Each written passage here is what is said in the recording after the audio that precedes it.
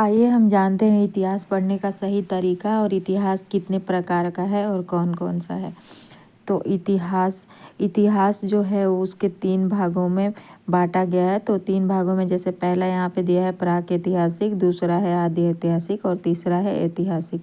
जो प्राक ऐतिहासिक है उसमें आता है पाषाण काल। पाषाण काल को 3 भागों में बांटा गया है। पाषाण काल यानी कि स्टोन एज जो जिसको हम बोलते हैं, इसको पूरा पाषाण, मध्य पाषाण और नवपाषाण काल में बांटा गया है। तो पूरा पाषाण काल के 3 भागों में पुनः बांटा गया है, जैसे निम्न पूरा पाषाण काल, मध्य पूरा पाषाण काल और उच्च पूरा पाषाण में बांटा गया है। उसके बाद आता है आदि ऐतिहासिक काल।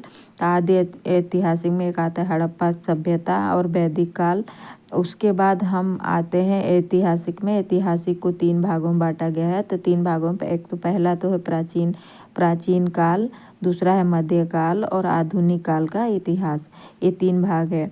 उसके बाद ये प्राचीन काल में ये आप देख सकते हैं कि क्या क्या पढ़ना है, और आधुनिक काल में भी आप देख सकते हैं। तो ये रहा अपना प्राचीन, मध्य और आधुनिक। तो आइए इसके टाइमलाइन के बारे में समझते हैं। तो टाइमलाइन प्राक ऐतिहासिक जो काल है वो 2 मिलियन से लेके 2500 ईसा पूर्व यानी कि BC तक चला है। उसके बाद जो अपना आदि ऐतिहासिक काल है वो हड़प्पा सभ्यता जिसमें आता है। हड़प्पा काल में तो 2700 BC से लेकर 1700 BC तक चला है।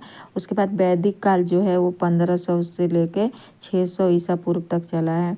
उसके बाद ये आते हैं ये अपना जो ऐतिहासिक काल है जिसके 3 भाग है। प्राचीन काल, तो प्राचीन काल 600 BC से लेके और 800 ईस्वी तक चला है। उसके बाद मध्य काल जो चला है वो 800 ईस्वी से लेकर 1700 ईस्वी तक चला है। और जो आधुनिक काल है जो 1700 से लेके 1700 ईस्वी से लेके अब तक चल रहा है। तो इस तरह से अगर आप इस ऑर्डर में पढ़ते हैं तो आपको इतिहास का जो समझ है वो और भी ज़्यादा अच्छे से समझ बढ़ जाएगा और अच्छे से आपको इसको पढ़ पाएंगे। और